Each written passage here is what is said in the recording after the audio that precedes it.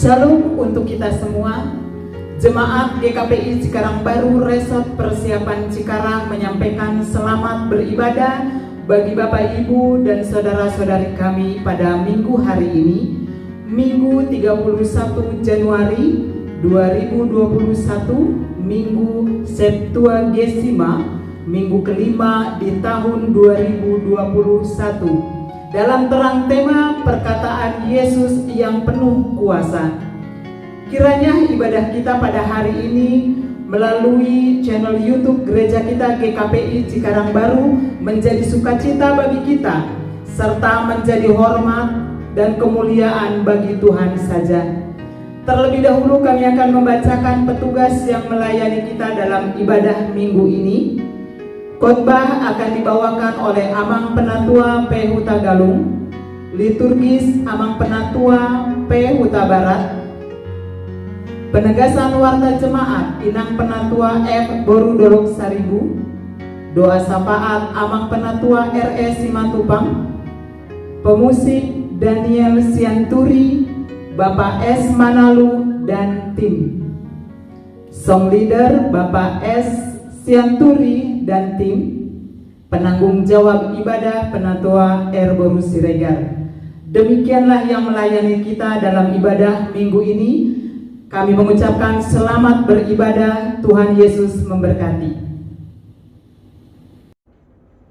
Sidang jemaat yang dikasihi Tuhan kita Yesus Kristus, kita akan memulai ibadah kita. Mari kita undang hadirat Tuhan. Kita persiapkan hati dan jiwa kita. Kita ambil saat teduh sejenak. Kita mulai.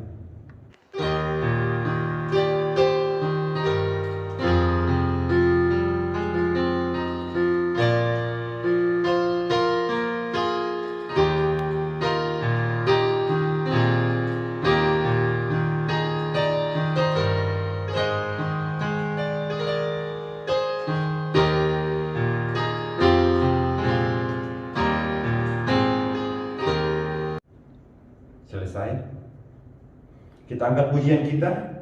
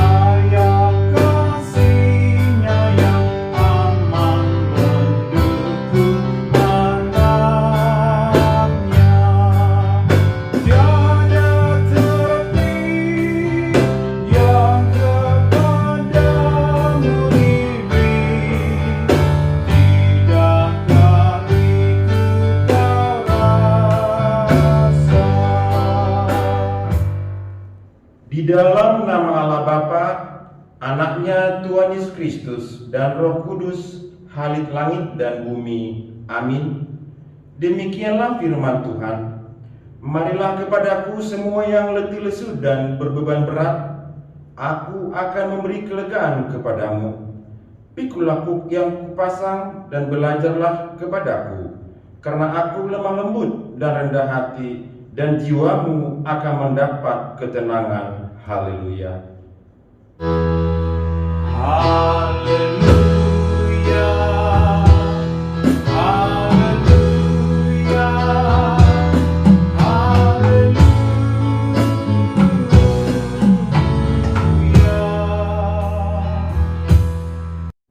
Kita berdoa. Ya Tuhan Allah, Bapa kami yang di surga, kasihanilah kami orang yang lemah ini. Engkau mengetahui seberapa kualitas iblis yang menjadi musuh kami.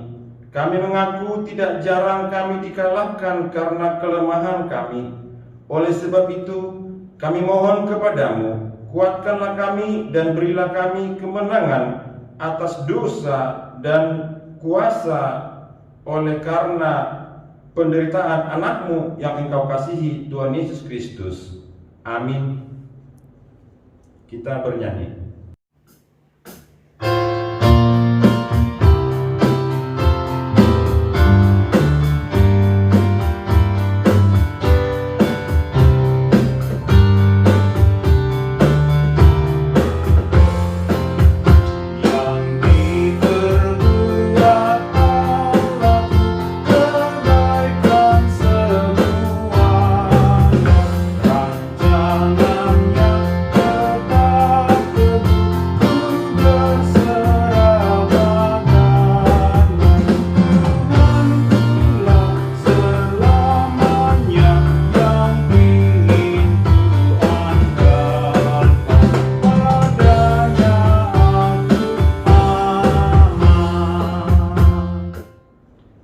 Mari kita mendengarkan firman Tuhan sebagai pendahuluan khotbah kita pada minggu ini yang tertulis di Mazmur 111 dimulai dari ayat 1 sampai dengan ayat 10. Saya akan bacakan untuk kita semua. Demikian firman Tuhan. Kebajikan Allah. Aku mau bersyukur kepada Tuhan dengan segenap hati dalam lingkungan orang-orang benar dan dalam jemaah. Besar perbuatan-perbuatan Tuhan, layak diselidiki oleh semua orang yang menyukainya. Agung dan bersemarak pekerjaannya, dan keadilannya tetap untuk selamanya. Perbuatan-perbuatannya yang ajaib dijadikannya peringatan. Tuhan itu pengasih dan penyayang. Diberikannya rezeki kepada orang-orang yang takut akan Dia. Ia ingat untuk selama-lamanya akan perjanjiannya. Kekuatannya, perbuatannya diberitakannya kepada umatnya, dengan memberikan kepada mereka milik pusaka bangsa-bangsa. Perbuatan tangannya ialah kebenaran dan keadilan. Segala titahnya teguh, kokoh untuk seterusnya dan selamanya, dilakukan dalam kebenaran dan kejujuran. Dikirimnya kebebasan kepada umatnya, diperintahkannya supaya perjanjiannya itu untuk selama-lamanya. Namanya kudus dan dahsyat. Permulaan hikmat adalah takut akan Tuhan. Semua orang yang melakukan berakal budi yang baik, puji-pujian kepadanya tetap untuk selama-lamanya. Demikianlah pembacaan firman Tuhan. Yang berbahagia ialah mereka yang mendengarkan firman Allah dan yang memeliharanya. Amin. Kita bernyanyi. Yeah.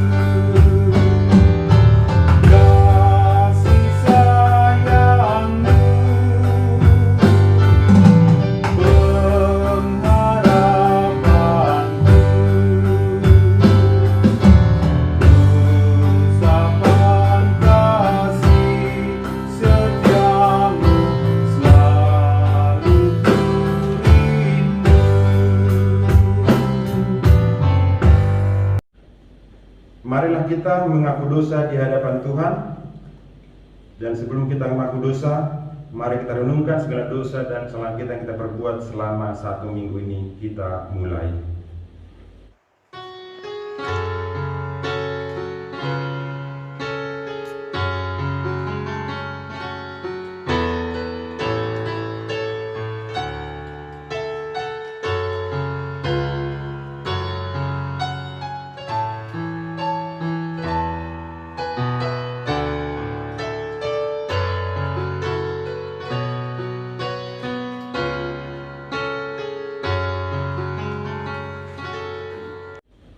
Bapa kami yang Maha Pengasih, kami datang bersembah sujud di hadapan-Mu, mengaku dan menyesali segala dosa dan pelanggaran kami. Kasihanilah kami, ampunilah segala kejahatan dan dosa yang kami perbuat di hadapan-Mu, demi kasih anak-Mu Tuhan Yesus Kristus, yang telah mengorbankan dirinya untuk menebus dosa kami. Amin. Janji Tuhan tentang pengampunan dosa. Demikian firman Tuhan yang mengasihi engkau. Biarpun gunung-gunung beranjak dan bukit-bukit bergoncang, tetapi kasih setiaku tiada akan beranjak daripadamu, dan perjanjian damaiku tiada akan tergoncang. Segala kemuliaan bagi Allah di tempat yang maha tinggi. Amin. Kita angkat pujian.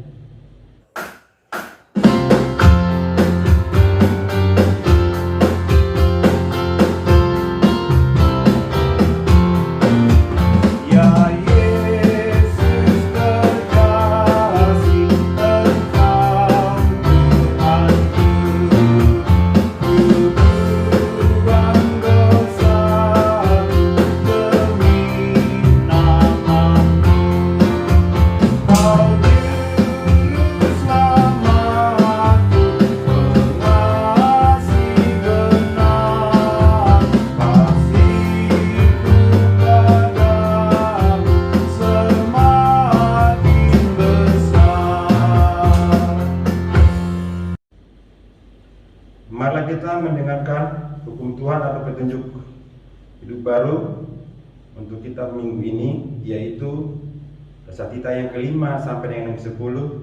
Demikian.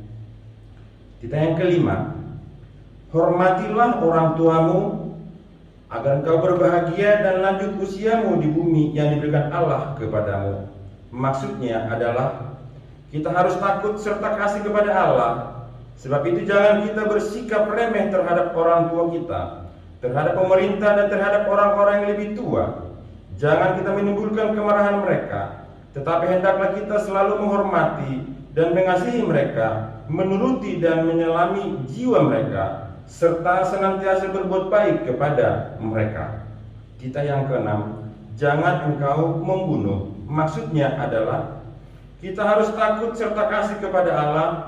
Sebab itu jangan kita menyakiti serta membahayakan hidup tetangga kita, melainkan kita harus bersahabat dan membantu kebutuhan hidup mereka. Tita ke-7, jangan kau berzina. Maksudnya adalah kita harus takut serta kasih kepada Allah. Sebab itu kita harus senantiasa berhati suci serta bersikap sopan dalam kata dan perbuatan. Orang yang telah berumah tangga harus saling menghormati, saling mencintai dan setia. Tita ke-8, jangan engkau mencuri. Maksudnya adalah kita harus takut serta kasih kepada Allah. Sebab itu jangan kita mencuri uang atau harta sesama manusia, atau mempergunakan tipu daya menjatuhkan usaha dan niaga sesama manusia. Kita harus membantu memajukan usaha mereka serta memeliharanya. Tita ke-9, jangan kau berdusta. Maksudnya adalah kita harus takut serta kasih kepada Allah. Sebab itu jangan kita mendustai, mengkhianati, menfitnah, maupun bersaksi palsu serta merendahkan martabat sesama manusia. Kita harus saling melindungi dan menyatakan hal-hal yang baik saja mengenai sesama manusia apabila belum nyata dan jelas diketahui kesalahannya. Tita ke-10, jangan kau bersikap loba dan tamak akan ramah sesama manusia, akan istrinya, pembantunya laki-laki maupun perempuan, ternaknya atau segala sesuatu milik mereka. Maksudnya adalah Kita harus takut serta kasih kepada Allah. Sebab itu jangan kita mempergunakan tipu daya untuk memiliki harta sesama manusia serta harta warisannya. Kita harus membantu mereka memelihara hartanya. Dan jangan kita menghasut baik istri maupun pembantunya. Kita patut menasihati mereka serta membujuknya agar tetap cinta dan setia kepada tugasnya. Sampai demikian firman Tuhan. Marilah kita sama-sama memohon kekuatan daripada Tuhan. Ya Allah Bapa kami, berilah kami kekuatan untuk melakukan yang sesuai dengan hukum-Mu. Amin. Kita bernyanyi.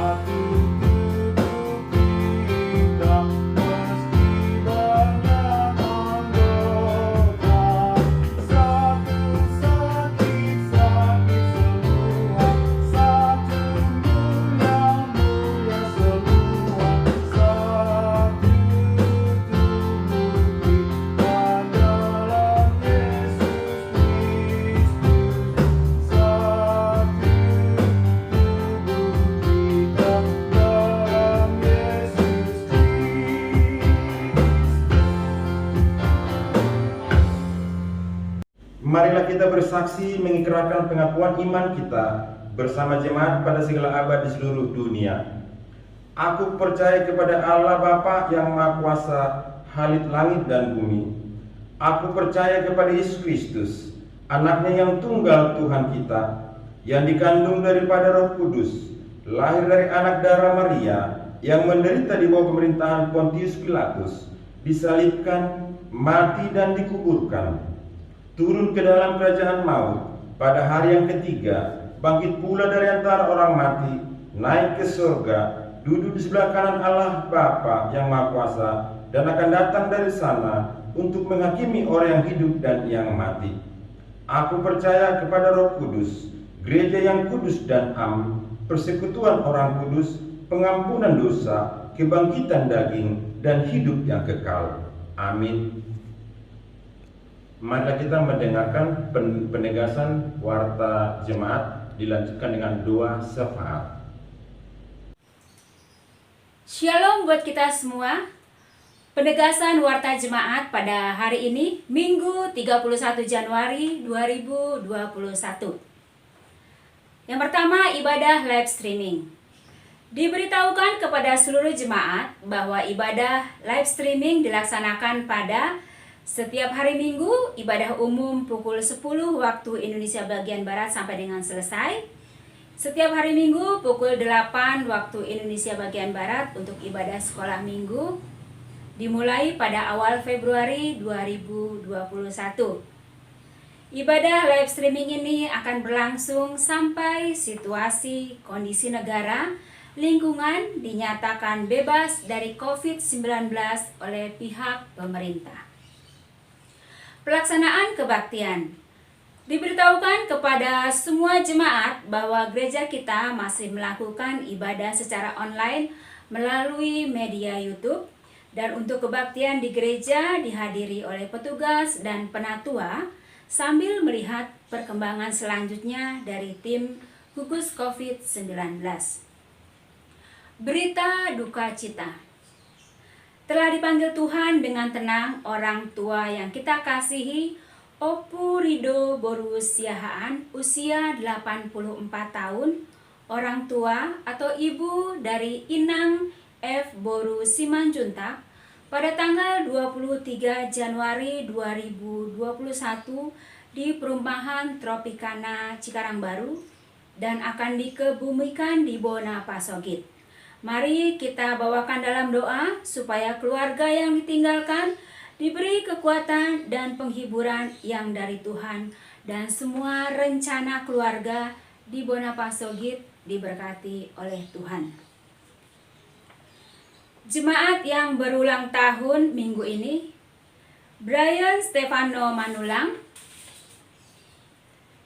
Ibu Maslan Boru Sinaga, Nyonya Tesilayan, Ibu Ade Gantina Boru Lumban Tobing, Nyonya D Manalu, Ibu Dimpos Boru Sihite, Nyonya K Hutagalu, Talita Dame Kristiani Sinaga, Ibu Mastiar Boru Simanjuntak, Nyonya P Saragi, Jadi Dia Kamilo Tambunan, Joel Dilehon Simanjuntak, Jose Parasean Simanjuntak, Irfanya Gladys Nadeak, Nicholas Situmorang, Felicia Celestin Manalu.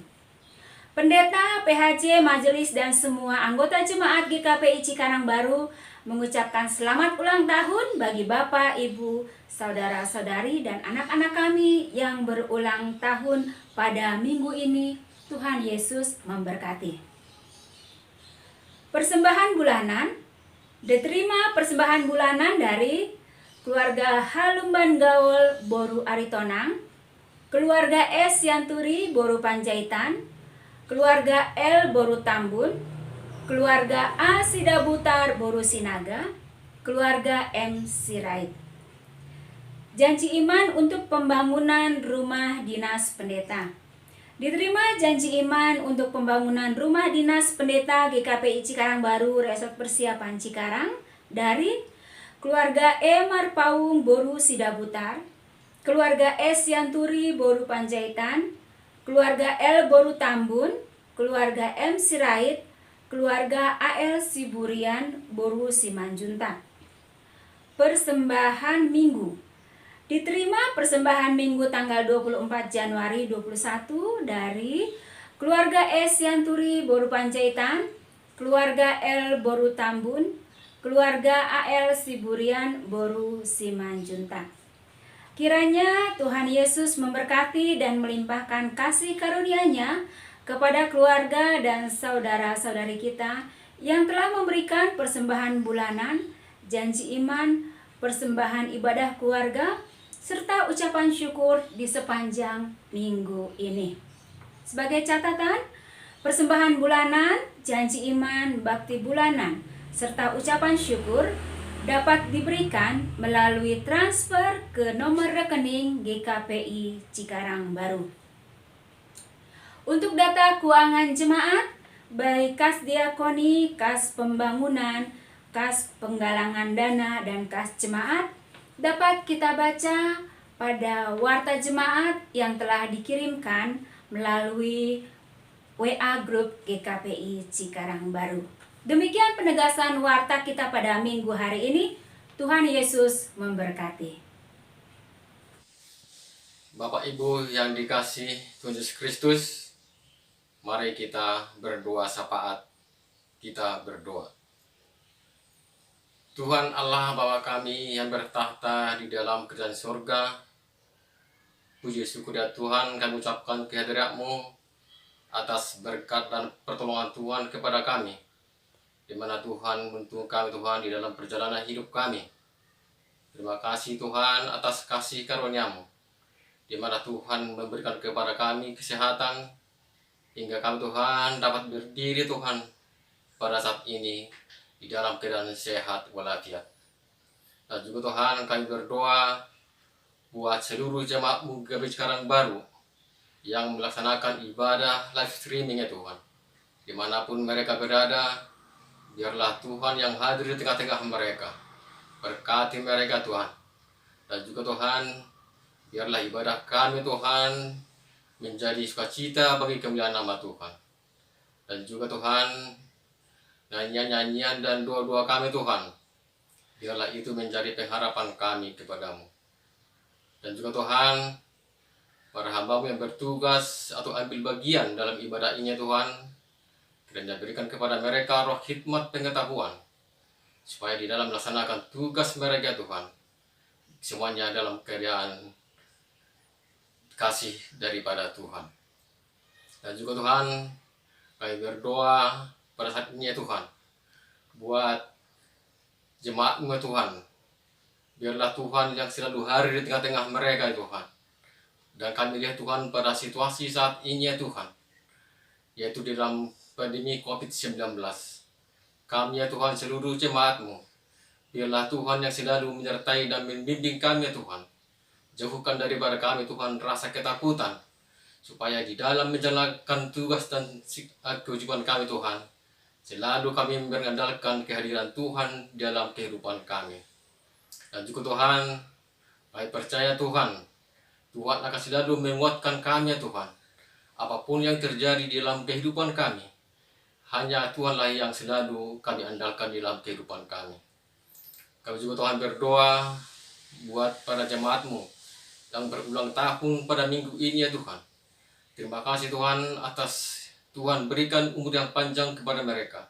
Bila Tuhan melalui pertambahan umur mereka Tuhan, mereka dapat merasakan sukacita yang daripada Tuhan.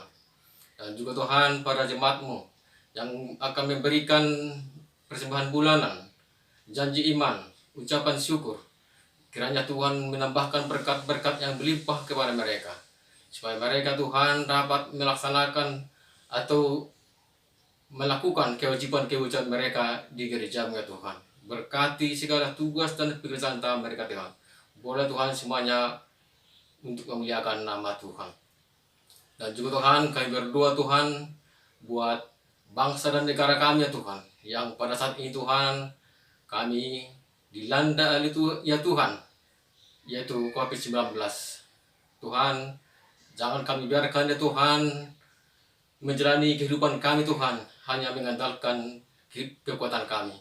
Tapi kami yakin dan percaya Tuhan, Tuhan akan selalu melindungi kami Tuhan, dan membimbing kami Tuhan di dalam menjalani kehidupan kami Tuhan. Apapun yang terjadi di dalam kehidupan kami hanya selalu mengandalkan Tuhan. Tuhan, kami juga Tuhan berdoa buat para pemimpin bangsa dan negara kami Tuhan, dari pemimpin yang rendah sampai yang tinggi. Berikan kepada mereka Tuhan roh hikmat pengetahuan, supaya mereka Tuhan dapat memimpin negara kami Tuhan dalam keadaan aman Tuhan. Dan juga Tuhan di dalam menangani situasi saat ini Tuhan, yaitu pandemi. Dan juga Tuhan banyak bencana-bencana yang terjadi Tuhan di dalam negara kami. Biarlah Tuhan yang memberikan roh hikmat pengetahuan kepada pemimpin kami Tuhan, supaya mereka di dalam menjalankan tugasnya Tuhan dapat sesuai dengan kehendak-Mu Tuhan. Tuhan, kami juga Tuhan berdoa Tuhan pada jemaat-Mu Tuhan. Kalaupun ada Tuhan para jemaat-Mu yang mengalami sakit dan penyakit Tuhan, kiranya Tuhan yang menjamah tubuh mereka Tuhan, Engkau menyembuhkan mereka Tuhan, supaya untuk hari-hari yang akan datang Tuhan, kami dapat bersama-sama untuk memuji dan memuliakan nama-Mu di gereja-Mu Tuhan dalam keadaan sukacita dan tak kurang suatu apapun. Tuhan Allah Bapa kami yang bertahta di dalam kerajaan surga Tuhan. Biarlah Tuhan segala kehidupan kami Tuhan kami serahkan dalam tangan pengasihan-Mu. Di atas segala Tuhan, segala dosa dan kesalahan kami kiranya Tuhan ampuni, supaya jangan menjadi penghalang bagi berkat yang akan Tuhan berikan kepada kami. Terimalah doa kami ini Tuhan di dalam nama Anak-Mu, Tuhan Yesus Kristus kami berdoa dan mengucap syukur. Amin.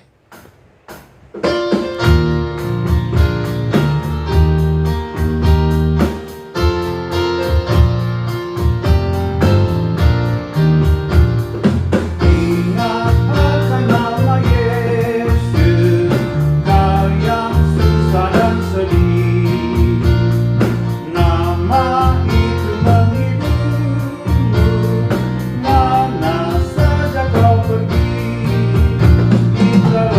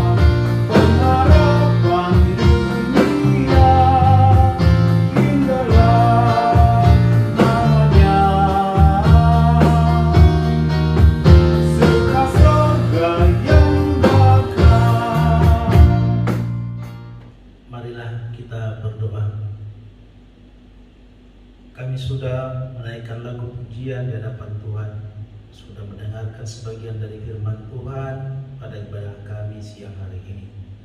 Tiba saatnya Bapa, kami akan mempelajari sebagian dari firman Tuhan.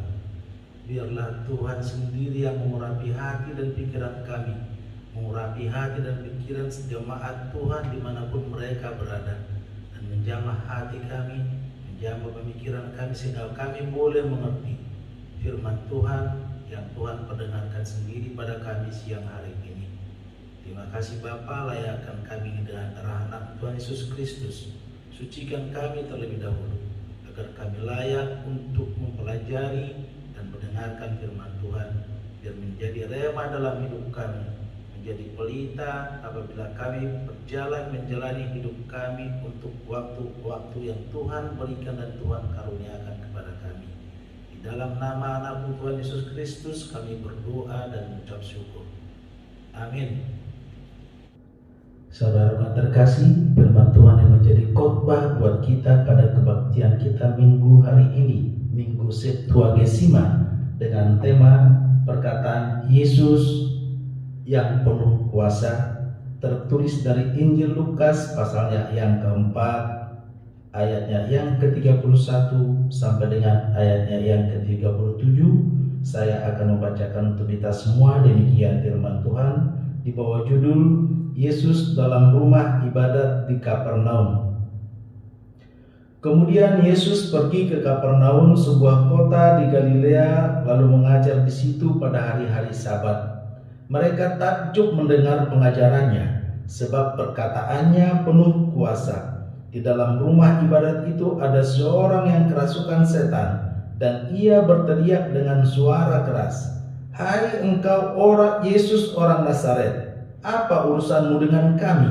Engkau datang hendak membinasakan kami? Aku tahu siapa engkau, yang kudus dari Allah." Tetapi Yesus menghardiknya, katanya, "Diam, keluarlah daripadanya." Dan setan itu pun menghempaskan orang itu ke tengah-tengah orang banyak, lalu keluar daripadanya dan sama sekali tidak menyakitinya. Dan semua orang takjub, lalu berkata seorang kepada yang lain, katanya, "Alangkah hebatnya perkataan ini, sebab dengan penuh wibawa dan kuasa ia memberi perintah kepada roh-roh jahat, dan mereka pun keluar. Dan tersebarlah berita tentang dia kemana-mana di daerah itu." Demikian firman Tuhan. Maka yang berbahagia ialah mereka yang mendengarkan firman Tuhan dan memeliharanya dalam hidupnya. Amin. Saudara terkasih, sebelum kita melanjutkan pembahasan khotbah kita pada siang hari ini, terlebih dahulu saya akan mengulas kembali Injil Lukas pasalnya yang keempat ini, dimulai daripada ayatnya yang pertama sampai dengan ayatnya yang ke-13, menceritakan bagaimana Yesus yang penuh dengan Roh Kudus kembali dari Sungai Yordan pergi ke padang gurun. Di sana Yesus tinggal 40 hari lamanya dan berpuasa, tidak makan dan tidak minum. Pada saat itu, di tengah kelaparan Yesus dengan kemanusiaannya, iblis datang dan mencobai dia. Iblis berkata, "Jika engkau anak Allah, suruhlah batu ini menjadi roti." Tetapi Yesus menjawab kepadanya, "Ada tertulis, manusia hidup bukan dari roti saja." Saudara terkasih, pertama sekali iblis mencobai Tuhan Yesus, iblis mau menunjukkan kuasanya dengan menyuruh Tuhan Yesus.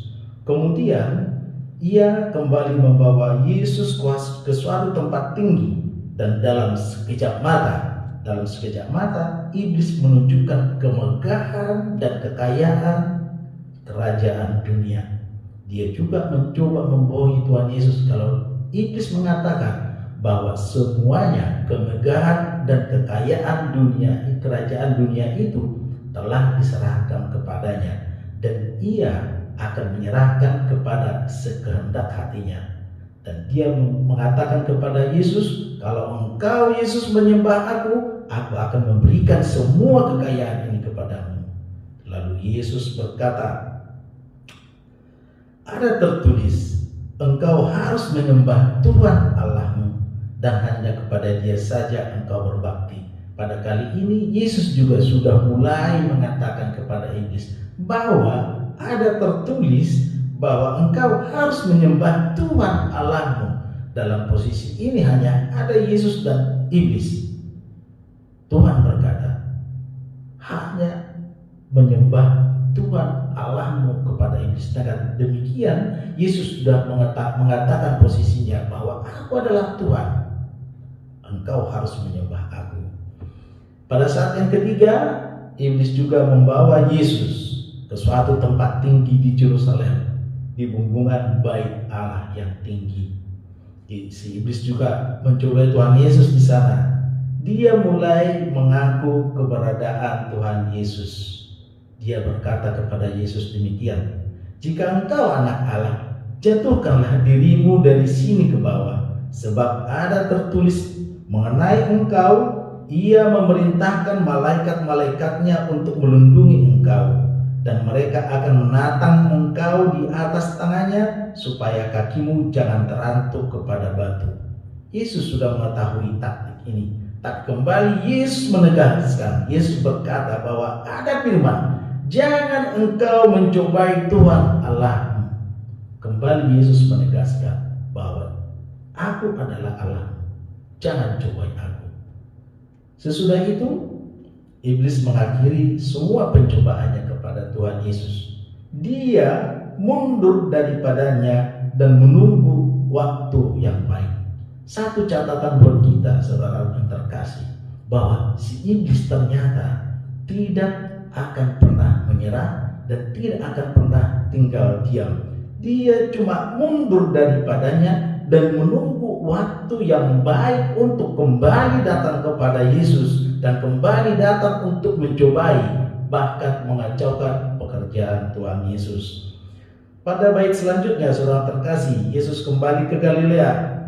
Dengan kuasa Roh kembalilah Yesus ke Galilea dan sampailah dia ke kota Nazaret, kota di mana tempat Yesus dibesarkan. Di sini Yesus juga seperti yang biasa dia lakukan, dia pergi ke bait suci Allah, dia mengajar orang-orang banyak di sana dengan perkataan dan kuasa-kuasa mujizat yang dilakukan Tuhan Yesus. Tetapi orang-orang Nazaret pada kisah ini diceritakan bahwa mereka tidak mengakui Tuhan Yesus di tempat itu.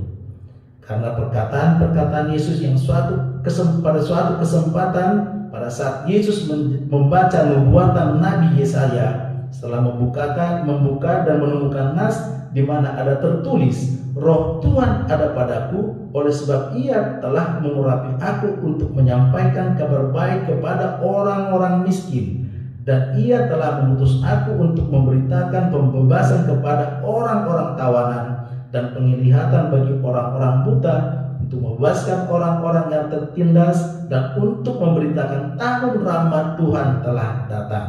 Yesus menegaskan bahwa kegenapan nas itu ada pada saat dia membacakannya di tengah-tengah orang banyak di Nazaret. Akibat dari perkataan Tuhan Yesus itu, orang-orang Nazaret gundah. Mereka saling memperkatakan satu sama lain, siapa sebenarnya orang ini? Bukankah dia anak Yusuf? Bukankah dia anak seorang tukang kayu? Kenapa dia berkata seperti itu? Dan Yesus juga melanjutkan penegasan terhadap perkataan-perkataannya bahwa seorang nabi tidak diterima di tanah kelahirannya. Akibat dari pernyataan-pernyataan Tuhan Yesus yang membuat gundah semua orang yang mendengarkan dia pada saat itu, orang-orang di Nazaret bersekongkol untuk membunuh Tuhan Yesus. Itu kali pertama Yesus mau dibunuh. Dengan Injil Lukas ini jelaskan bahwa mereka menghalau Tuhan Yesus ke pinggiran kota dan membawanya ke pinggir tebing untuk menjatuhkannya. Kita bisa membayangkan, saudara terkasih, tidak ada orang yang dibawa ke suatu tempat karena kemarahan dengan cara dibawa baik-baik, tetapi digerek. Mereka mau membunuhnya, mereka sangat panas hatinya. Mereka mau membunuh Tuhan Yesus dengan menjatuhkannya dari tebing. Tetapi saudara terkasih, Pada bagian dari ayat ini dijelaskan juga bahwa Yesus bisa selamat dari tengah-tengah mereka. Satu keajaiban yang telah dibuat oleh Tuhan Yesus di Nazaret. Yesus berjalan di tengah-tengah orang banyak itu yang mau menghakimi dia, yang mau membunuh dia, dan berlalu dari hadapan mereka. Satu keajaiban di kota Nazaret.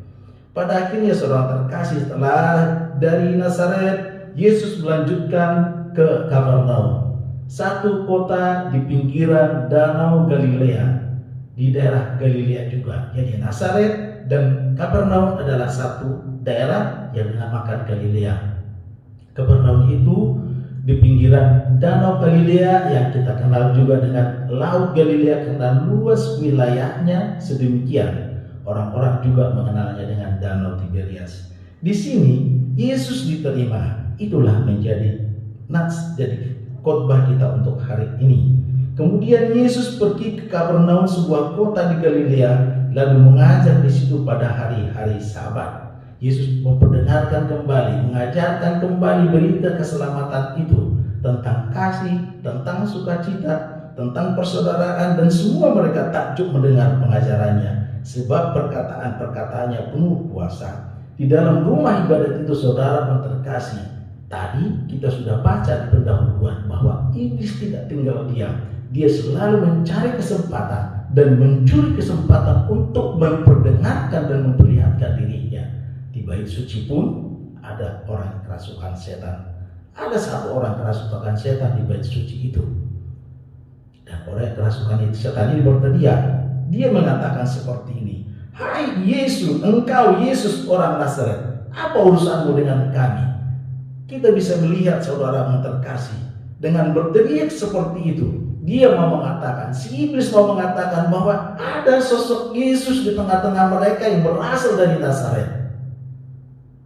Daerah Galilea, ada Nazaret, ada Kapernaum, suatu daerah yang berdekatan. Saya pasti mereka sudah mendengar bagaimana Yesus ditolak di Nazaret. Tapi dengan si iblis berteriak, dia ingin kembali mengacaukan suasana, bahwa dia ingin kembali memperkenalkan Yesus bahwa dia adalah orang Nazaret, supaya pikiran dan orang-orang di sekitar itu menganggap bahwa Yesus ini memang anak seorang tukang kayu. Dia tidak bisa berbuat apa-apa sebenarnya. Itu perkataan-perkataan yang sangat manipulatif daripada si iblis. Kemudian iblis mengatakan kembali, "Engkau datang hendak membinasakan kami." Bagaimana ini saudara terkasih? Kita melihat suatu pernyataan yang paling manipulatif saat ini. Di nas ini diceritakan bahwa Yesus memberitakan kabar-kabar sukacita, kabar-kabar keselamatan. Tetapi si iblis kembali dia mencobai Tuhan Yesus dengan mengatakan bahwa Yesus akan membinasakan mereka. Di sini iblis membuat suatu kontradiktif, pernyataan yang kontradiktif dan manipulatif, sehingga orang-orang itu bagaimana? Ada suatu kumpulan, tiba-tiba ada yang kerasukan, mengatakan seperti itu. Biasanya orang yang kerasukan, apalagi di kita orang Batak, sangat diakui pernyataan-pernyataannya, dan banyak sekali orang yang mengikuti pernyataan dan keinginan daripada orang kerasukan itu. Tapi terlepas dari semua itu, seorang terkasih, iblis kembali mencuri kesempatan itu dan menghakimi, menuduh Tuhan Yesus, "Engkau akan membinasakan kami." Pada bagian lain, perkataan si iblis mengatakan, "Aku tahu engkau adalah yang Maha Kudus dari Allah." Kalau kita analisa pernyataan si iblis ini, saudara terkasih, pada pertama sekali dia memperkenalkan Yesus sebagai seorang Nazaret, seorang anak orang Nazaret dan anak seorang tukang kayu. Pada bagian yang di tengah-tengahnya dia juga menghakimi dan menuduh Yesus. Pada bagian lain dia juga mengakui bahwa Yesus adalah anak yang kudus. Ini adalah seorang iblis. Dia sangat manipulatif. Dia sangat membuat provokasi-provokasi di tengah-tengah jemaat yang ada di situ, supaya mereka juga menolak Tuhan Yesus. Yesus tahu kegundahan hati orang-orang di sekitarnya. Yesus mengerti dan tahu juga maksud daripada si iblis. Makanya Yesus menghardik dia. Yesus mengatakan, diam, keluarlah daripadanya. Kita tahu dengan Yesus mengatakan diam dan keluarlah daripadanya, sedikit banyak kuasa dan wibawa Yesus dipertontonkan di sana. Ditunjukkan bahwa aku yang pada awal tadi pendahuluan kita bahas bahwa Yesus sudah memperkenalkan diri kepada si iblis, aku Tuhan Allahmu. Engkau harusnya menyembah aku. Kenapa engkau mengatur aku? Pada saat ini juga dengan menghardik si iblis, diam, keluarlah daripadanya, Yesus juga menunjukkan kuasanya bahwa engkau tidak berhak untuk menghakimi, menuduh, apalagi mengatur aku. Aku adalah Tuhan Allahmu. Dan iblis tahu juga.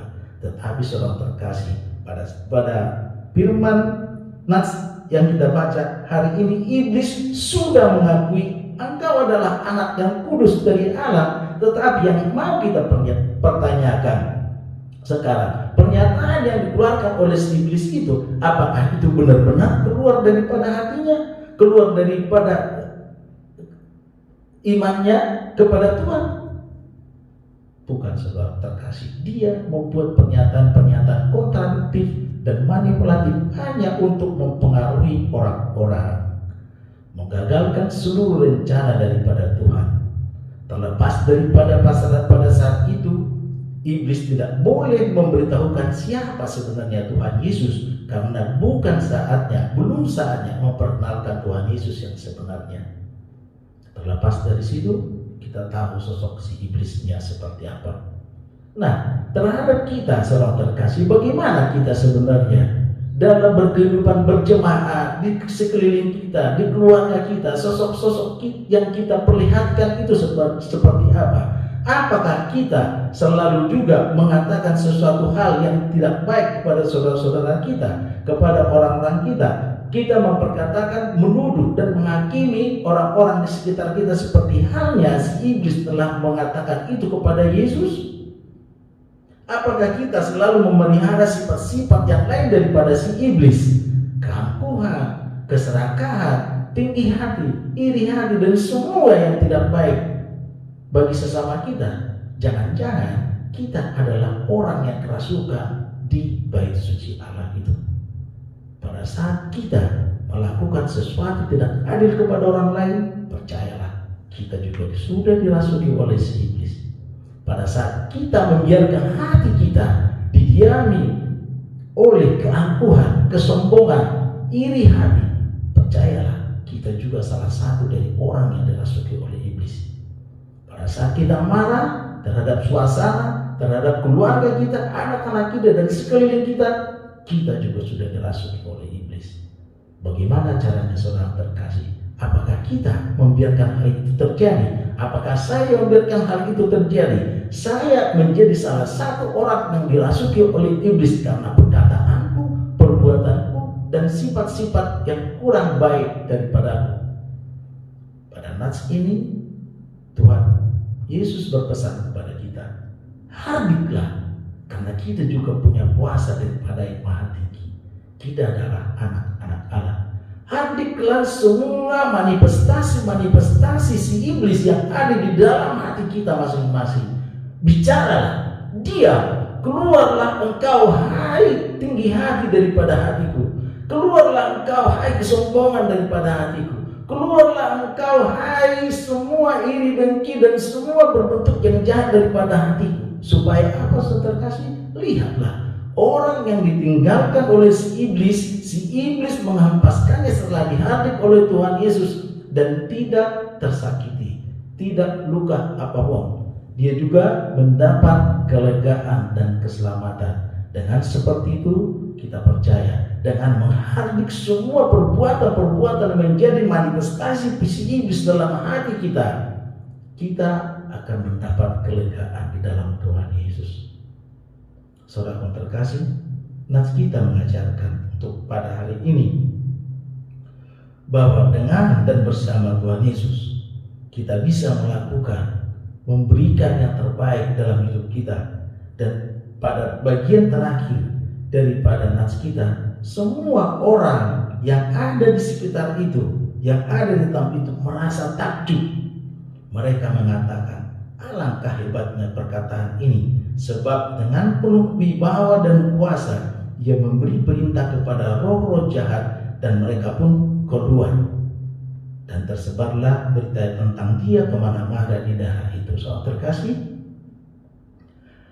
apakah kita sampai berhenti pada ketakjuban yang seperti jemaat di Kapernaum alami ini?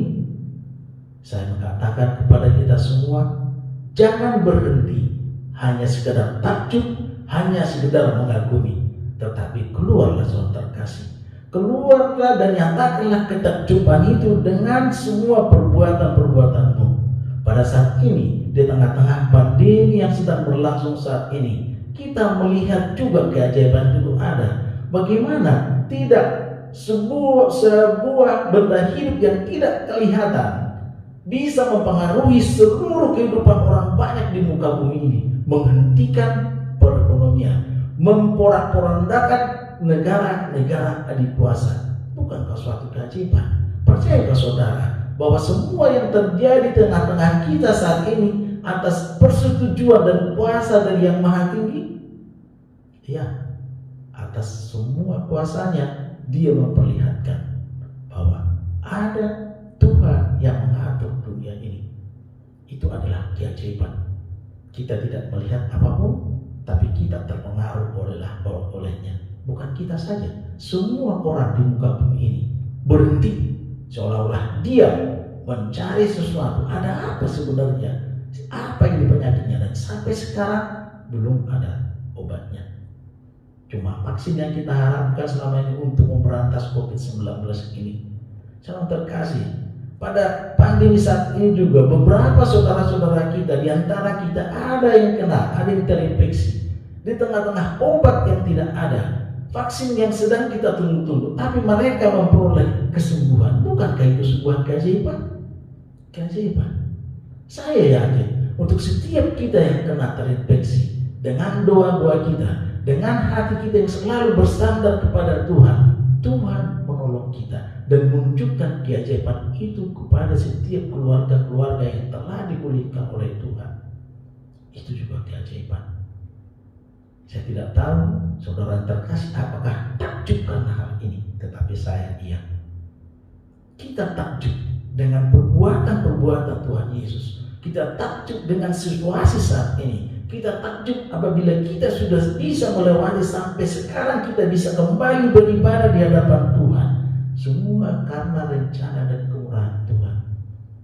Betapa agung dan berkuasanya Dia. Pertama berwibawanya dia mengatur semua yang ada. Maka saudara terkasih, jangan cuma takjub, nyatakanlah ketakjubanmu, bersaksilah di hadapan Tuhan. Buatlah takjub keluargamu dengan seluruh perkataanmu. Buatlah takjub seisi rumahmu dan sekelilingmu dengan seluruh perbuatanmu. Buatlah takjub semua orang yang berada di sekelilingmu dengan perkataan-perkataanmu, kemurahan hatimu, kasihmu. Sama seperti Tuhan mengajarkan itu kepada kita. Sebab yang baik yang dari Tuhan adalah sukacita bagi semua orang. Dan saya percaya semua yang mendengarkan firman Tuhan hari ini akan diberkati Tuhan. Bukan hanya sekedar takjub, menjadi pribadi-pribadi yang dapat membagikan ketakjubannya itu kepada orang lain, menyatakan ketakjubannya itu kepada orang lain, sehingga kita boleh terselamatkan oleh karena kasih Tuhan. Dan semua orang akan takjub karena satu dengan yang lain, dan itu akan terus menjadi kesaksian yang hidup di tengah-tengah kita. Tuhan memberkati kita dengan ketakjuban kita, dengan kemuliaannya, dengan semua perbuatan kita. Sekali lagi saudara terkasih, hadirlah semua perbuatan yang menjadi manifestasi iblis dalam hatimu. Nyatakanlah semua ketakjubanmu itu menjadi kesaksian yang hidup di tengah-tengah keluargamu, di tengah-tengah lingkunganmu, di gereja, di pekerjaan, dan dimanapun kita berada. Tuhan memberkati kita semua. Marilah kita berdoa. Kami sudah mempelajari sebagian dari firman Tuhan untuk hari ini. Biarlah semua yang telah kami baca dan kami dengarkan melalui kuasa dan kasih Roh Kudus-Mu dapat menjadi pelita bagi hidup kami, supaya ketakjuban kami akan semua kuasa dan wibawa Tuhan boleh kami nyatakan melalui kesaksian-kesaksian pribadi kami, di tengah-tengah keluarga kami, di lingkungan kami, dan dimanapun kami Tuhan tempatkan. Hari ini Tuhan, kami kembalikan hidup kami dalam tangan pengasihan Tuhan. Biarlah kemurahan-Mu, biarlah kasih-Mu yang selalu melingkupi kami, apabila kami boleh menjalani hari-hari kami, satu hari yang Tuhan berkati kepada kami. Terima kasih Bapa, terima kasih Tuhan. Ampuni kami Bapa atas dosa kami, dan kami layak di hadapan Tuhan. Dalam nama-Mu Tuhan Yesus Kristus kami berdoa dan mengucap syukur. Amin.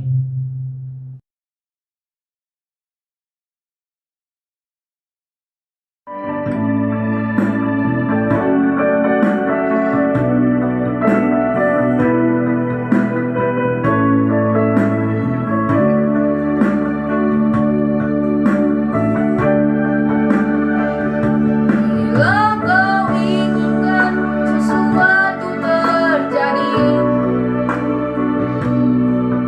ku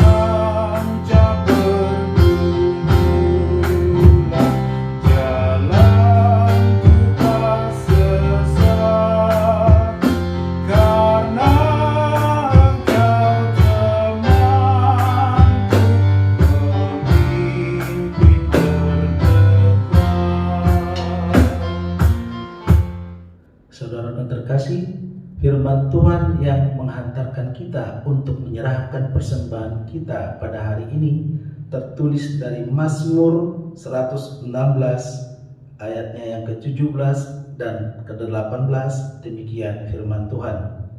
Aku akan mempersembahkan korban syukur kepadamu dan akan menyerukan nama Tuhan, akan membayar nasarku kepada Tuhan di depan seluruh umatnya. Demikian firman Tuhan. Marilah kita menyerahkan persembahan kita dengan sukacita.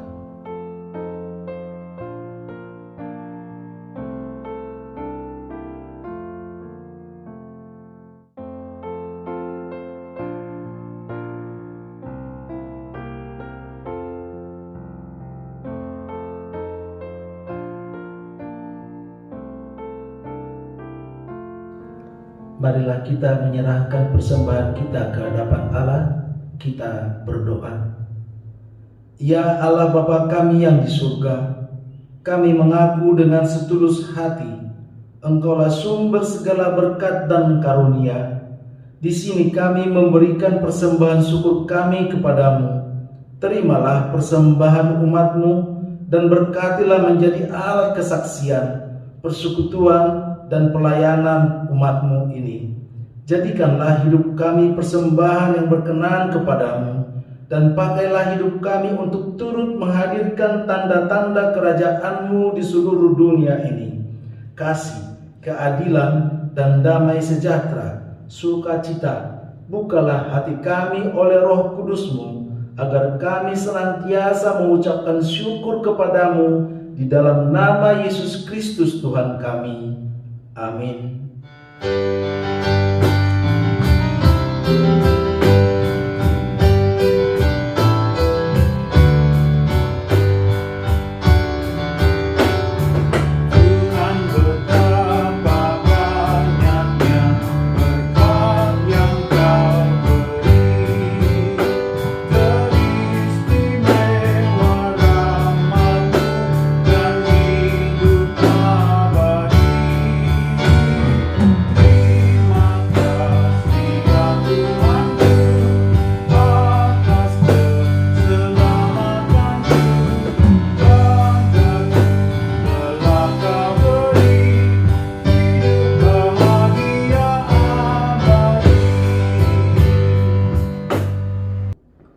Bapa kami yang di surga, dikuduskanlah nama-Mu, datanglah kerajaan-Mu, jadilah kehendak-Mu di bumi seperti di surga.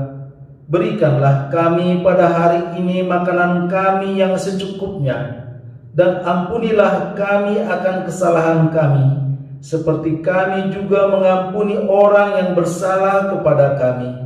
Dan janganlah membawa kami ke dalam pencobaan, tetapi lepaskanlah kami daripada yang jahat.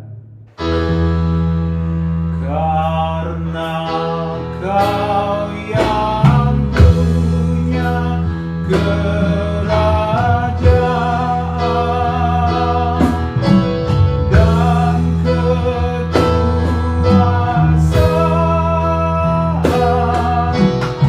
dan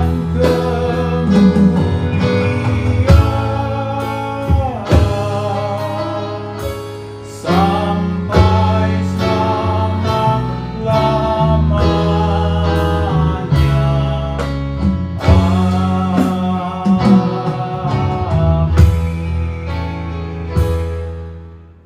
Tuhan memberkati kita dan melindungi kita.